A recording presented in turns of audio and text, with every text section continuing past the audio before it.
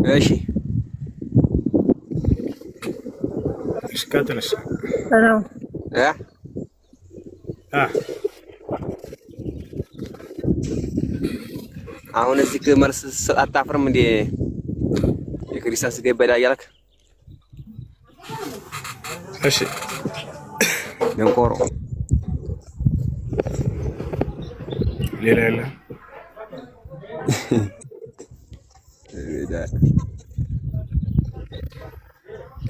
ማንም ሰው ኮሜንት ላይ እንዳናገረው። እሺ በሱ ላይ ከኔ ጋር ማውራት ትችላለህ? አላህ ሱብሓነሁ ወተዓላ ስለ ክርስቲያኖች ስጋ ምን ብሏል? ንገረኝ እስኪ። ኧረ ዝም በል መናገር አትችልም። ምን ብሏል አላህ? መልእክተኛ ነብዩ ሰለላሁ ዐለይሂ ወሰለም ምን ብለዋል? ዝም በል ምንም ዝም በል አንተ ዝም በል። እሺ ነብዩ ሰለላሁ ዐለይሂ ወሰለም የአይሁድ ስጋ በልተዋል አልበሉም? ኧረ ዝም በል አቦ አንተ ምንም መልስ የለህም። ዝም ባርፈህ ቅሪአትህን ቅራ። ላሳየህ እንደበሉ ነብዩ ሰለላሁ ዐለይሂ ወሰለም እንደበሉ ላሳየህ። ኧረ ተው ላሳየህ ወይ ሙስሊም ነህ? ትንሽ ልንገርህ ብዬ ነው። ምን አይነት ሰው ነህ? አላህ ብለህ እንደው እንዴት ክርስቲያን ስጋ ይበላል ታለ? ስንት ዑለማ አለ። አንድም የገጠር ሸካ ሆነ እየዞርኩ ጠይቄያለሁኝ በየቦታው ስንት አህባሾች ከኔ ፊት መጥተው እንዲሁም ደግሞ የክርስቲያን ሰባኪዎች ምናምን እዚህ መጥተው ከመሳደብ ውጭ ሌላ ምን? አላህ ሙስተዓን። እሺ ሰላም አለይኩም ወራህመቱላሂ ወበረካቱ። ወአለይኩም ሰላም ወራህመቱላሂ ወበረካቱ። ምን ይሻላል? በጫት አይምራቸውን ደፈኗቸው። ምን እናድርግ? አላህ ሙስተዓን። እሺ ጥያቄ አለ ቀጥ መርሐባ ጀዛከላህ ኸይር። ወያኩም ጥያቄ ምንድነው? ሶላተል እንትን አንድ ሴትና አንድ ወንድ ከታጠቡ በኋላ ሞተው ከታጠቡ በኋላ የሚለብሷቸው ወደ ለህድ ሲገቡ የሚለብሷቸው ልብሶች ምን ምን እንደሆኑ ለማወቅ ፈልጌ ነው። ያው የተከፈኑበትን ልብስ ነው የሚለብሱት። የተከፈኑበትን ልብስ ማለት ነው። እሺ የተከፈኑበት ልብስ ነው። ስንት ልብስ ነው በሚለው ጉዳይ ከሆነ 5 ልብስ ይከፈናሉ። እሱና እሱ ነው ከተቻለ ማለት ነው። ለወንድ ደግሞ 3 ይለበሳል ከተቻለ እሱ ነው። ካልተቻለስ ምንም ካላገኙ በዚህ አካባቢ ያሉ ሰዎች አቅማቸው ካልፈቀደ ያለው አንድ ልብስ ብቻ ከሆነ ችግር የለም። ነገር ግን ከተቻለ ሱናው በ5 ቢሆን መልካም ነው። አይ እሺ የልብሱን አይነት ነው ኡስታዝ ግን ማወቅ የፈለኩት እኔ 5 ከሆነ የሚጠቀሙት አሁን ምን ነው ሊሆን የሚችለው? 5 ልብሶች በእርሷ ላይ ይደረጋሉ። ከፈኖች የሚጠቀለሉባት አለ። ልክ እንዲሁ ደግሞ ሻሽ አለ። እንዲሁም በሰውነቷ ላይ የሚለበሱ ልብሶች የሚጠቀሙት አሁን ምን ነው?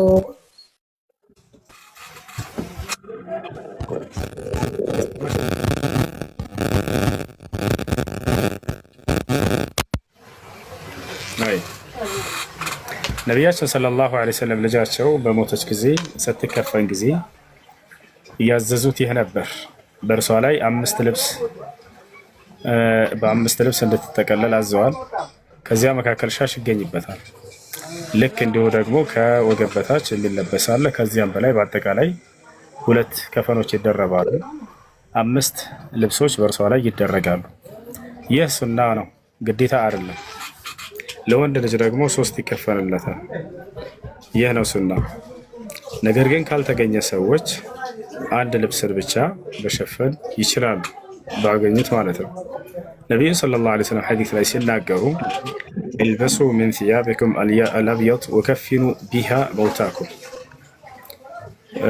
ከልብሶቻችሁ ነጭ ከለር ያለውን ልብስ ልበሱ፣ እንዲሁም ደግሞ የሞቱባችሁን በእርሷ ከፍኑ ብለው ተናገሩ። ከዚህ ከሐዲስ የምንረዳው አንድ ቢሆንም ችግር እንደሌለው ነው። ይሄ ነው ግዴታው፣ አንድ ነው። ከዚያ በላይ ያለው ሱና ነው። እሺ ገድር ነው የሚለው ከላይ ያለው ክርስቲያን ነህ? ሙስሊም ነኝ። ሰላም አለይኩም። ጀዛከላህ አላህ ይክፈልህ፣ እድሜን በረካ አላህ ይጨምርበት። መርሐባ ሰላም አለይኩም። እሺ እሺ ከላይ ኢዮስያስ ሰላም ነው እንዴት ነህ ኢዮስያስ እሺ እንዴት ነህ አይሰማም ድምጼ ይሰማል እንዴት ነህ ደህና ነኝ ቅድም ላይ የሆነ ስታነሳ ነበርና ስለ ሰለሞን በጣም ትልቅ ውሸት እየዋሸ ነው ያለው ውሸቱን ከፍታ አሳየኝ አንድ ጊዜ ትልቁ ላይ ነህ እሺ ያ ክፈት ተለበ ክፈተው ራስ እዛው ክፈተውና መጽሐፈ ነገሥት ውሸቱን አጋልጥ መጽሐፍ ቅዱስ ቤት አለ አይደለ ክፈት መጽሐፍ ቅዱስ አልያዝኩም እኔ ራስህ ክፈተው ልትሞግት ዘንድ እድልን ሰጠሁህ ለተናገርከውን አሳይ ውሸቱን ሂድ እኮ ክፈተው ምንድነው የምትፈራው ፓኒክ ለምን ታደርጋለህ የምን መፍራት ነው ዘለቀ ትልቁ ላይ ያደረግኩህ ውሸቱን እንድታጋል ክፈተውና ቁጥር 9 ካለፍነህ ያው ትልቅ በተለት አንድ ጊዜ ማና ሁድ ተለክፈት መጽሐፈ ነገሥት ቀዳማዊ ምዕራፍ 11 ከቁጥር 3 ጀምረ ነው ስታወራ የነበረው አንዴ ውሸቱ ምን ነበር አንዴ ውሸቱን ንገረንና ከፍቶ ሊያሳየን ነው ምን ነበር የዋሻሁት ውሸት ምንድነው ሰለሞን 300 ሚስቶች እንዳሉት ያወራል ያ ደግሞ መጽሐፍ ቅዱስ ላይ ተቀመጠ መጽሐፍ ላይ 300 ሚስቶች አይደለም የሚለው ይሄ ውሸቱ ገና ጀመረ 300 ሚስት ነው የሚለው ፓኒክ አታርግ በእናትህ ፓኒክ ምናምን አትበላቡ 300 ሚስት ነው የሚለው ዋሻህ መጽሐፍህ ላይ ያልኩህ ነው እኔ እንደዋሻህ ላሳይ ስለሆነ ነው በማስረጃ 300 ሚስት ነው የሚለው 700 ሚስቶች እና 300 ዕቁባት እና ውሸቱ ምንድነው እኔ እንዳንተ ውሸት አይደለም ተከከለች ዋሽተህ ነበር ውሸቱ ምንድነው የዋሻሁት ንገረና እሺ እዚህ ላይ ምንድነው ያልከው ስታወራ የነበረው እግዚአብሔር እንዳልተቆጣው ስትዋሽ ነበር ግን እዛ ላይ እግዚአብሔር እንዳልተቆጣው ነው ያልኩት ያ ቆይ አዳምጥ በቃ ላስተካክልልህ ውሸትህን አርመህ ምን ነበር ያልኩት አዳምጥ እግዚአብሔር ቦታ ላይ 700 ሚስቶችና 300 ዕቁባቶችን በማግባቱ አልተቆጣውም ነው ያልኩት አሁን አንብብ አልተቆጣው አይዋ በምንድነው ያልተቆጣው ያልኩት በምንድነው 9 ላይ ግባና አንብብ ቆይ በምንድነው ያልተቆጣው ያልኩት 9 ግባና አንብብ በምንድነው ያልተቆጣው ያልኩት 9 ግባና አንብብ አሰማም እንዴ የኛ አይደለም አያችሁት አይደል ልንገራችሁ ለማንኛውም እዚህ ቦታ ላይ ተቆጥቶታል ይለና አይደለ የተቆጣ ያልኩት እኔ በምንድነው እነዚህን ሚስቶች በማግባቱ አልተቆጣበትም እግዚአብሔር ነው አሁን አንብብ ሂድ ለምን አገባህ ይሄን ሁሉ ሚስት ያለበትን ቦታ ሊያሳየና አሁን 9 አንብብ ሂድ አንብብ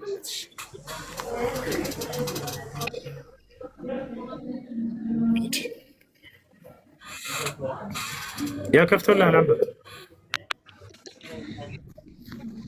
እሺ ከላይ ጀምሮ እንዲገባ አንብበው ከላይ ጀምሮ ለእርሱም 700 ከዚህም በኋላ ይላል ሰለሞን በሸመገለ ጊዜ ልቡ እንደ አባቱ እንደ ዳዊት ልቡ ከአምላኩ ከእግዚአብሔር ጋር አልነበረም ይላል ከባዕድ ያገባቸው ሚስቶችም ሌሎች አማልክት ይከተል ዘንድ ልቡን መለሱት ሰለሞንም የሲዶናውያን አምላክ አስጥሮስንና አሞናውያኑን እርኩሰት ኮሞስን ተከተለ ይላል ሰለሞንም በእግዚአብሔር ፊት ክፉ ነገርን አደረገ እንደ አባቱም እንደ ዳዊት እግዚአብሔርን አልተከተለውም ያን ጊዜ ሰለሞን ከአባቱ ርስት ለኮሞስ ለአሞን ልጅ እርኩሰት ለሞሎክ ለኢየሩሳሌም አንጻር ባለው ተራራ ላይ መስገጃን ሰራ ሰለሞንም ልዩ ከሆነ ከአሕዛብ ለአገባቸው ሚስቶች ሁሉ እንዲህ አደረገ ለጣዖቶችም መስዋዕትን ሰዋ ዕጣንንም አጠነ 2 ጊዜ ከተገለጠለት ከእስራኤል አምላክ ከእግዚአብሔር ልቦናውን መልሷልና እግዚአብሔር በሰለሞን ላይ ቁጣን ተቆጣ ይላል ታሪኩ ይሄ ነው ከዛ 10 መልሰህ ስታነበው ስለዚህ ነገር ወደ ባዕድ አምልኮ እንዳይሄድ እግዚአብሔርም ያዘዘውን ሁሉ ይጠብቅና ያደርግ ዘንድ አዘዘው። ልቡናውን ወደ እግዚአብሔር አባቱ እንደ ዳዊት ልብ ከእግዚአብሔር ጋር ፍጹም አልሆነም። አሁንም ድጋሚ ፍጹም አልሆነም። እግዚአብሔርን ሰለሞንን አለው፣ ይህንን ሰርተሃልና ያዘዝሁንም ትእዛዜን ሕጌንም አልጠበቅክምና መንግስትህን ካንተ ከፍዬ ለባሪያህ እሰጠዋለሁ ይላል። አባቴ ዝም ብለህ ፓኒክ እዚህ ጋር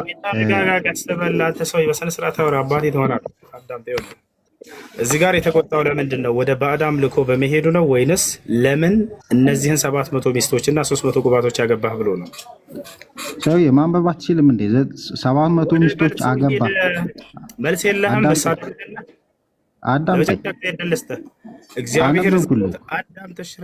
እግዚአብሔር እዚህ ቦታ ላይ ሰለሞንን ወደ ባዕድ አምልኮ በመሄዱ ነው የተቆጣበት ወይንስ እነዚህን ሚስቶች ለምን አገባህ ብሎ ነው? ሊትራሊ እሱን እኮ ነው እያለ ያለው። ማንበብ አትችልም እንዴ? 700 ሚስቶች አገባ። በስነ ስርዓት ታወራለህ አታወራ? መልስ ስለሌለ ለመጨረሻ ጊዜ እድል ልስጥህ። ወደ መልሱ ግባ ቀጥታ። እግዚአብሔር እዚህ ቦታ ላይ ሰለሞንን የተቆጣበት እንደ አባቱ እንደ ዳዊት አልጸደቀም ሲል ጊዜ ወደ ባዕድ አምልኮ በመሄዱ ነው ወይንስ እነዚህን ሚስቶች በማግባቱ እየተቆጣው ነው? እንደዛ እንዳይሆን ዳዊትም ከአንድ በላይ ነፍ ቁባቶችና ሚስቶች ነበሩት። እሱን አይደለም እያለ ያለው ገብቶሃል? እንደ ዳዊት እንደ አባቱ አልሆነም ሲል ጊዜ ዳዊት አባቱ ወደ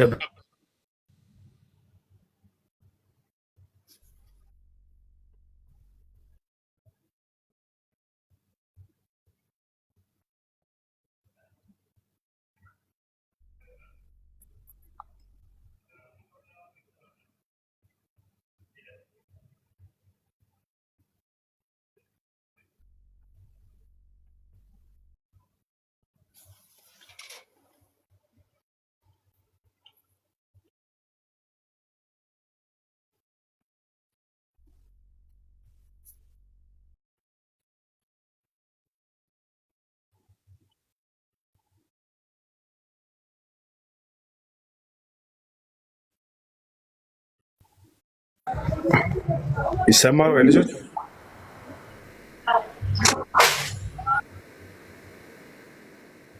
ይሰማል?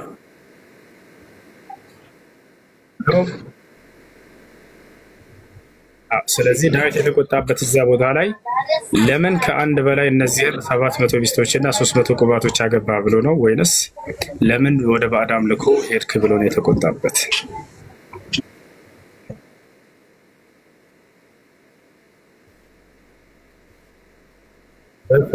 መልስ የለህም።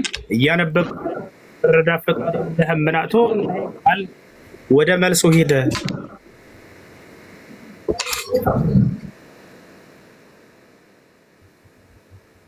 በቃ ምንም ማድረግ አይቻልም። ሁለተኛ እዚህ ቤት እንዳታስገቡት። አንድ ሊመልስ አልቻለም። እንዳይገባህ ላስረዳህ መረዳት ስለማፈልግ ጭራሽ ነብዩ ሰለላሁ ዐለይሂ ወሰለም እዛ ቦታ ላይ አንድ ቦታ ላይ አልተቆጣም። ለምን እነዚህን አገባህ ሳይሆን ያለው ወደ ባዕድ አምልኮ በመሄዱ አባቱ እንደ አባቱ አልጸደቀም እያለ እየተናገረ ነው። ሰላም አለይኩም ኡስታዝ። አሰላሙ አለይኩም።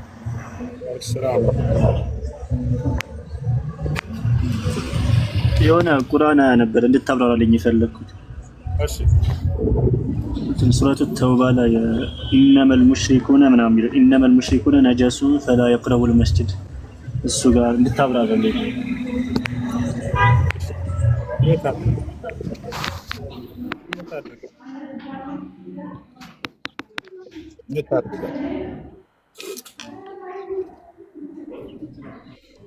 እሺ አላህ ስብሓነሁ ወተዓላ በሱረት ተውባ ላይ ምን ይላል?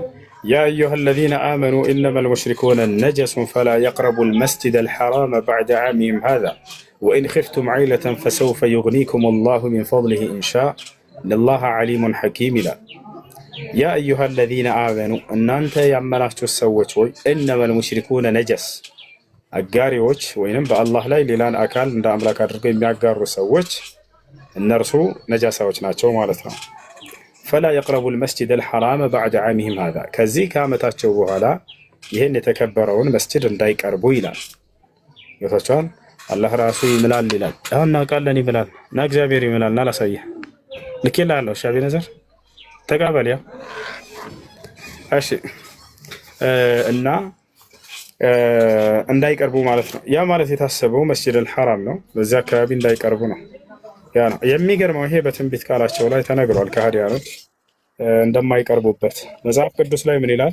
ነገር ግን በዚያ ዘመን የረከሱ ሰዎች የማይቀርቡት ቦታ ይኖራል ብሎ ተነግሯል። የረከሱ ሰዎች የማይቀርቡበት ቦታ በዚያም ስር በጭራሽ እንዳያልፉ ይሆናሉ ተብሎ ተነግሯል። አሁን ላይ መካ ላይ ይሄ ነገር ነብዩ ሰለላሁ ዐለይሂ ወሰለም ከተላኩ በኋላ በእርሳቸው ላይ ይህ ትንቢት ተፈጽሞ ይገኛል። እርሳቸው ነብይ ተደርገው ከተላኩ በኋላ በመካ ምድር ላይ ማንም ከሃዲ ቢሆን አያልፍም በዚያ። ያ ነው። እሺ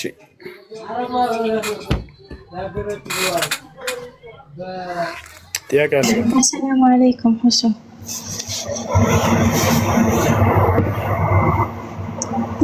ጥያቄ ነበረኝ።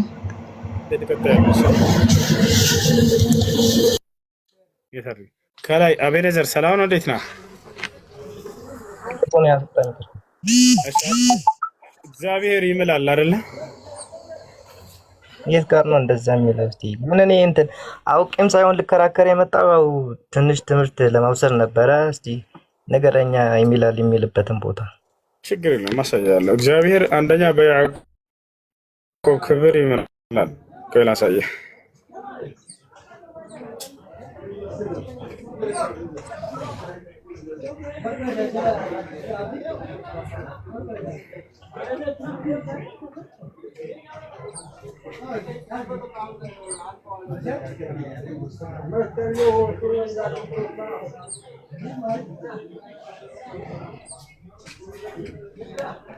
አሞጽ 8:7 አሞጽ ትንቢተ አሞጽ 8 ያውና አንድ ላሳይ። ቁጥር 7 ላይ ትንቢተ አሞጽ ምዕራፍ 8 ቁጥር 7 እግዚአብሔር በያዕቆብ ክብር እንዲህ ብሎ ምሏል፣ ስራቸውን ሁሉ ለዘላለም ምንም አልረሳም ይላል። እግዚአብሔር በያዕቆብ ክብር ይምላል። ሌላም ቦታ ላይ ደግሞ በራሱም ይምላል። ስለዚህ በፍጥረታቱም ይምላል፣ በራሱም ይምላል። ልክ አላህ Subhanahu Wa Ta'ala በፈጠራቸው ታላላቅ ይሄኛው እኮ እንደ መሐላ ሳይሆን እግዚአብሔር በያዕቆብ ክብር ይምላል ብሎ ደግሞ ምን እንደሚል እስቲ አንተ ክፈተው እስቲ። እሺ ይታየኛል እዚሁ ራሱ እንትን አድርገህ ያስ አሁን ይሄ ለምሳሌ እግዚአብሔር በያዕቆብ ክብር ይምላል ስራቸውን ሁሉ ለዘላለም ምንም መረሳውን ብሎ ይህ ማለት እኮ ልክ እንደ ቃል ኪዳን ነው መሰለኝ። ግን እኔ መሐላ አይመስልም ምሏል እያለ ቃል በቃል ለበነዘር ቃል በቃል እግዚአብሔር በያዕቆብ ክብር ይምላል ነው የሚለው። ቃል ኪዳን ምናምን አይደለም የሚለው ምሏል ይምላል። ያ ለማንኛውም ጥያቄ እንጠይቅሽ። ጥያቄ አለ? አይ እኔ ጥያቄ እንኳን የለኝም፣ ግን እንደ ሀሳብ ማለት ነው። አሁን እዚህ የምንመጣው ብዙም እውቀቱ ኖሮን ሳይሆን ትንሽ ትምህርት ለመውሰድ ነበረ። ልክ እንደ ሀሳብ እናንተ አሁን የምታውቁት አንተም አሁን እስልምናን አውቃለሁ ነው የምትለው፣ ሌሎቹም ያውቃሉ። ለምን አንድ ቦታ ፎርጋ ሄዳችሁ አትወያዩም ከሱ ጋር? በቃ ልክ አንተን መተው እንዳናገርከኝ እሱ መተው ያናገረን ችግር የለውም። ያ ሄድና ሁሴንን እስኪ ለውይይት ጋብዘው ጥራው በለው። እናንተን አይላፋቸው። እሱ እኮ ጋብዟቸዋል እኮ እናንተ እሱን ተው። ቆይ ሂድና ሁሴን ቤት አሁን ገብተህ እንደዚህ ለውይይት ጋብዘው እስኪ ብለህ እኔን እንዳናገርከኝ ሂድና እሱን አናግረው ይምጣ፣ ችግር የለውም። ተነግረዋለህ? ልጠብቅህ እንትን ነው ታውቃለህ። ተነግረዋለህ ወይ? አሁን ላይቭ ላይ ያለም አይመስለኝም። ቤነዘር በቃ ምንም ረጅም ንግግር እራሱ አላደረኩልህም፣ ሰምተኸኛል። ሂድና አንተ እንዳቀረብከው አሁን እዚህ ገብተህ ሂድና እስኪ ሙስሊሞች ቤት አንድ ቀን እንዳገብተህ ጋብዛቸው በለው። በቃ እኔ ያው እጠብቃለሁ። እሺ ማታ ሂድና ንገረው። ከዚያ መተህ ወዲያው ነገር የለኝ ነግሬዋለሁ ብለህ ወይ ያላም ከሱ ጋር አንተ ጥራው፣ ችግር የለውም። ሂድና ከውይይት ጋብዘው በለው። ሂድ። እሺ ካለ ያው አያስገባኝም እንዳይቡ ላይ እንዴት እሺ ካለ ግን እሞክራለሁ። አይ በቃ ሰላም አለይኩም። ሰላም ወራህመቱላህ። ምን ናቸው? አማን ነው አለ አልሐምዱሊላህ። ጥያቄ እንትን ነበረ የእህትማማች ልጆች መጋባት እንዴት ይታያል?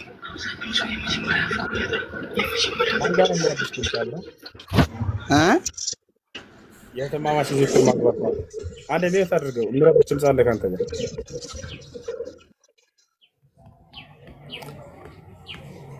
እሺ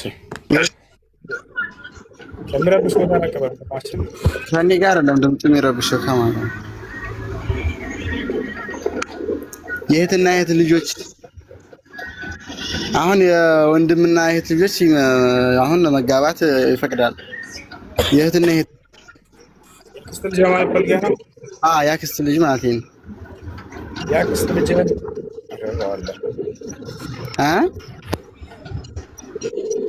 አንተ ጋር ነው የሚረብሽ ድምጽ አለ። ባጭሩ ያክስት ልጅ ማግባት ያጎት ልጅ ማግባት የሚለው አልተከለከለም። ትችላላችሁ ማግባት ከፈለጋችሁ። አይ ሰላም አለይኩም። አንድ እህቴ ልጅ ነበረች እና ያኔ በፊት እህቴ በወጣትነቷ እንዲሁ ዝም ብላ ያለ ኒካ በዝሙት ነው የተወለደችው እና አባትየው ወዲያው ህፃን እያለች እናቴ እያሳደገቻት እያለ ህፃን ልጅቷን አባት ነኝ ብሎ መጣና በህግ ይዞ ወሰዳት ማለት ነው። ወስዶ አሳደጋት ምናምን ነገር። አሁን አድጋ ልጅ አላት አግብታ ምናምን። አሁን የሷ ነገር እንዴት ነው የሚታየው? ከሱ ጋር አባቴ ብላ ነው የምታምነው። ያኔ ያሳድጓታል። እንደዚህ ህፃን እያለሽ ገና ቆማ መሄድ ሳትጀምር ነው ልጅ ብሎ የወሰደው። ማነው የወሰዳት ሰውዬ? ከእርሷ ጋር ምን አይነት ዝምድና አለው? በዝሙት የወለዳት እህቴ አይዋ ጓደኛ ነበራት። ባለሙያው ጃሂል ናቸው ቤተሰቦች እና ከዛ ዝም ብላ ጓደኛ ነበራትና በዛው አረገዘችና ወለደች። ወልዳ እናቴ እያሳደገችላት ነበር የተወለደችዋን ህፃን። ከዛ ልጁ እህቴን ላግባ ልጠቅልል የሚባል ነገር አለ ልውሰድ አለ። እህቴን ቢያለሽ ከዛ እንግዳማ ልጄን አምጡ ልጄ የኔ ናት አለ። እምቢ አሉት። የዝሙት ልጅ ናት እኮ አንሰጥም የራሳችን ናት አሉ። በእርግጥ ቤተሰቦቼ ላኪን እምቢ ብሎ በህግ ያዘ።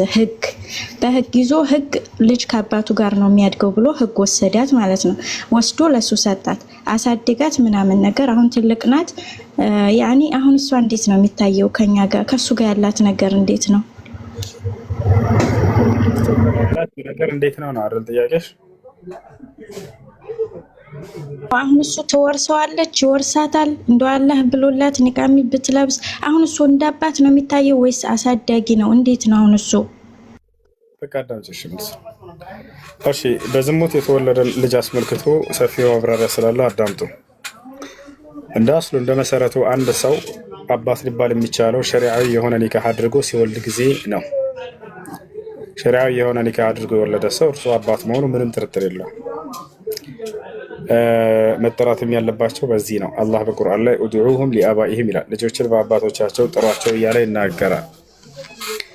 ሁለተኛው ደግሞ በዝሙት የተወለዱ ልጆችን አስመልክቶ ነው። በዝሙት የተወለደ ሲባል ለሁለት ይከፈላሉ። አንደኛ ያቺ ሴት አንዲት ሴት ከአንድ ወንድ ጋር ዘሙታ የምትወልደው ልጅ።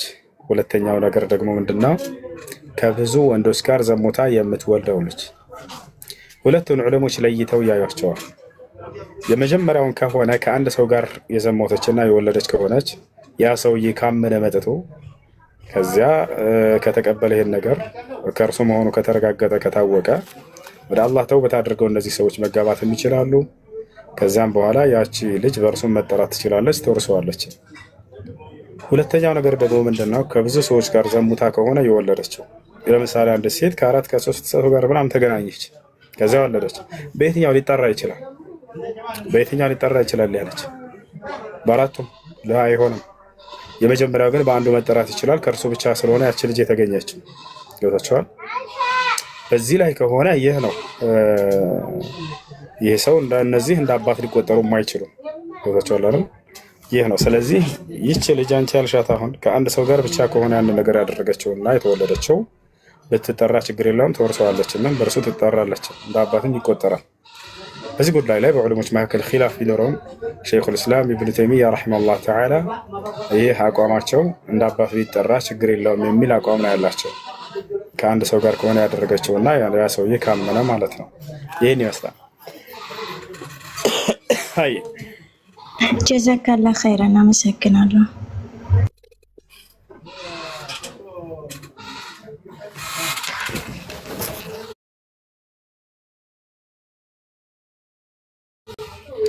ሌላ አንድ ጥያቄ ደግሞ ሁሱ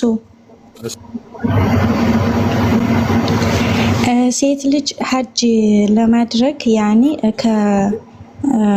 ከወልይ ምንድነው የሚባለው ከአባቷ ወይ ከባለቤቷ ምናምን ጋር ካልሆነ አይሆንም ይባላልና ግን ይሄ ነገር እዛ መካ ውስጥ ከሆነ ምንኖረው ወይም የምትኖረው ሀጅ ማድረግ ትችላለች? የተከለከለው ከ3 ቀን በላይ ብቻዋን መንገድ አለመሄዷ ነው ወይስ የሄደች ሄዳለች? እዛ እንዴት ነው ይሄ ነገር?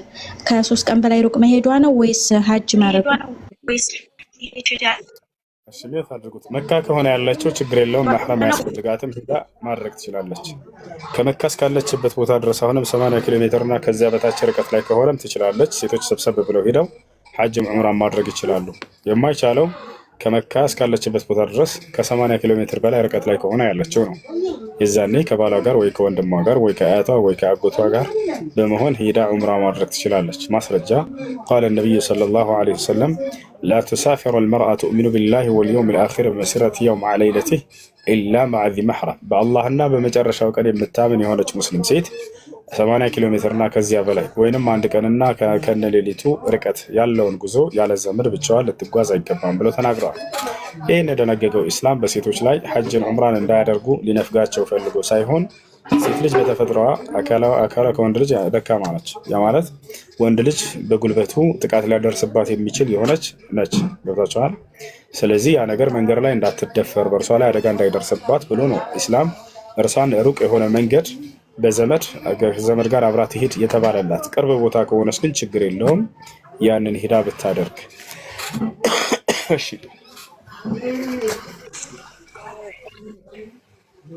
ሰላም አለይኩም። አለይኩም ሰላም። የሆነ ፈርድ ሰላትን ሰግደን ኢማሙ የሚያደርገውን ዱዓ ከተቀበልን ምንድነው ችግሩ? ችግሩማ ቢድዓ መሆኑ ነው፣ ሱና አለመሆኑ ነው። ታዲያ ሱናው ምንድነው ከተባለ ነብዩ ሰለላሁ ዐለይሂ ወሰለም ዋጅብ ሶላት ከሰገዳችሁ በኋላ ዚክር አድርጉ ነው ያሉት። ሁሉም ሰው በተናጠል የራሱ الدعاء الجماعي بعد الصلاة الفريضة ليس له أصل في الكتاب والسنة، وإنما هو من البدع الذي أحدثه الناس بعد النبي عليه الصلاة والسلام وبعد السلف الصالح. فما لم يكن يومئذ دينا فلن يكون اليوم دينا، كما قال الإمام مالك رحمه الله تعالى: وكل ما أحدث في الدين فهو من البدع، كما قال النبي صلى الله عليه وسلم في الحديث الذي روته أم المؤمنين عائشة رضي الله عنها. قالت أم المؤمنين عائشة رضي الله عنها: من أحدث في أمرنا هذا ما ليس منه فهو رد. قال النبي صلى الله عليه وسلم: من أحدث في أمرنا هذا ما ليس منه فهو رد. وقال عليه الصلاة والسلام: من عمل عملا ليس عليه أمرنا فهو رد، أي مردود على صاحبه، أي إنه من البدع. እና ቢድዓ መሆኑ ነው። ነቢያችን ሰለላሁ ዐለይሂ ወሰለም ታዲያ ከግዴታ ሶላቶች በኋላ ምን ማድረግ እንዳለብን ሲያስተምሩ ምን አሉ? ቃለ ነቢዩ ሰለላሁ ዐለይሂ ወሰለም: መን ሰበሐ አላህ دبر كل صلاة مكتوبة 33 وحمد الله 33 وكبر الله 33 فتلك 99 وتمام المئة قوله لا إله إلا الله وحده لا شريك له له الملك وله الحمد على كل شيء قدير. من قالها بعد الصلاة غفرت له خطاياه وإن كانت مثل زبد البحر. نبي صلى الله عليه وسلم ሲናገሩ ምን አሉ? ከግዴታ ሶላቶች በኋላ 33 ጊዜ ሱብሃንአላህ ያለ፣ 33 ጊዜ አልሐምዱሊላህ ያለ፣ 33 ጊዜ አላሁ አክበር ያለ፣ እንደዚህ 99 ሲሆኑ መቶኛ ደግሞ ላ ኢላሃ ኢለላህ ወህደሁ ላ ሸሪከ ለሁ ለሁል ሙልኩ ወለሁል ሐምዱ ዐላ ኩሊ ሸይኢን ቀዲር ያለ ያለፈ ኃጢአቱ ሁሉ ይማርለታል አሉ። ስለዚህ ያን ነው ማለት ያለብን። ከዚያ በኋላ ዱዓ ማድረግ እንችላለን ከተባለ ይቻላል፣ ግን በጀማዓ ሳይሆን ሁሉም ሰው በተናጠል።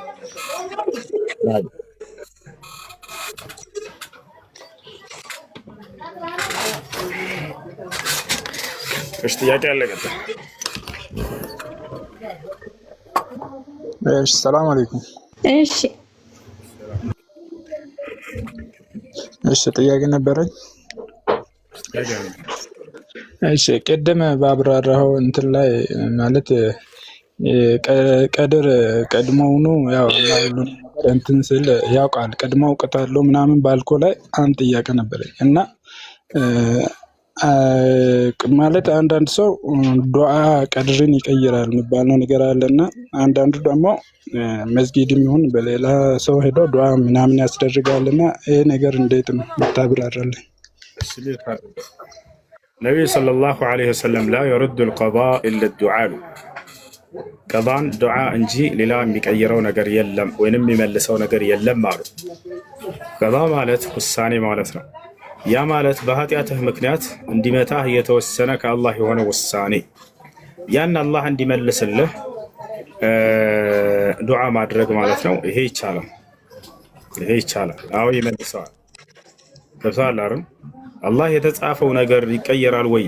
ላ የተጻፈው ነገር ወደፊት የሚሆነው ያንን ዱዓ እንደምታደርግ ከዚያ በኋላ በምታደርገው ዱዓ አማካኝነት ያ በአንተ ላይ ሊመታህ የተወሰነው ቅጣት እንደሚቀየር ይሄ ሁሉ በእርሱ ቅድመ እውቀት ውስጥ አለ። ያም ራሱ የተጻፈ ነው።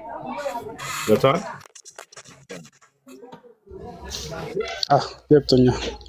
እንደገና ሁለተኛ ጥያቄ ማለት ኒካ ከማድረግ በፊት አብሮ አድሮ በሁለተኛ ቀን ኒካ ያሰሩ አሉና እንዴት ነው ይሄ? እንዴት ይታያል?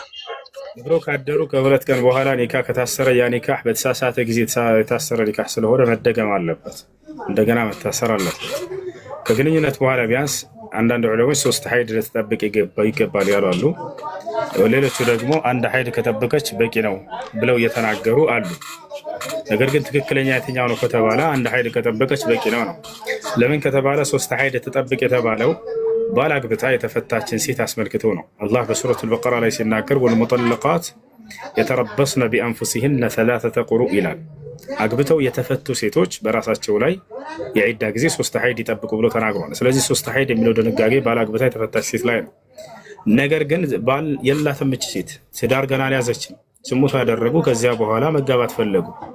ከዚያ ከሀይድ በኋላ ከዚያ ከግንኙነት በኋላ አንድ ሀይድ እስክታይ ነው መጠበቅ የሚጠበቅባት። ለማስረጃ ይህ በሐዲስ ላይ ምን ሲል መጥቷል? ነቢያችን ሰለላሁ ዐለይሂ ወሰለም ጠየቋቸው። ከዕለታት አንድ ቀን ምን ጠየቋቸው? በምርኮ ላይ ስለተያዙ ሴቶች ምን እናድርግ፣ መቼ ነው ከእነርሱ ጋር ህይወትን መጀመር የምንችለው ብለው ሲጠይቋቸው ፈልተንተظር ሐይضተን አሉ። አንድ ሀይድ እስክታይ ትጠብቅ፣ ከዚያ በኋላ ከእነርሱ ጋር ኑሩ ብለው ተናገሩ። ስለዚህ ባለትዳር ያልሆነች ሴት ከእርሷ ጋር ህይወትን ለመጀመር ከታሰበ አንድ ሀይድ እስክታይ ከጠበቀች በቂ ነው፣ ለዛ በዝሙት ላይ ከነበረች ማለት ነው። እሺ ታሪክ ልኬልሻለሁ፣ ግቢ ታሪክ ልኬልሻለሁ፣ መግባት ትችያለሽ። ተቀበል። እሺ ጥያቄ ያለ ቀጥል። ኦኬ ከ2 ዓመት በላይ ሆኖታል። አሁን ይደገማል ማለት ነው? አዎ ኒካህ መደገም አለበት፣ በተሳሳተ ጊዜ የታሰረ ኒካህ ስለሆነ። ኦኬ ሹክራን ጀዛከላ። ሁሱ ሙስሊም ኦ ማይ ጋድ ማለት ይችላል? ኦ ማይ ጋድ ማለት ይችላል፣ ችግር የለም። አምላክ ጋድ የሚለውን ነጮች የሚጠቀሙበት የሆነ ቃል ነው በራሳቸው ቋንቋ። ልክ እኛ ወደ አማርኛ ጌታዬ እንደምንለው ማለት ነው። ኦ ማይ ጋድ ወይ ጌታዬ ብለን እንጠቀማለን። ስለዚህ ችግር የለው። አይ እሺ ኧረ በእናትሽ ምናምን ማለት ይቻላል? ኧረ በእናትሽ አይቻልም።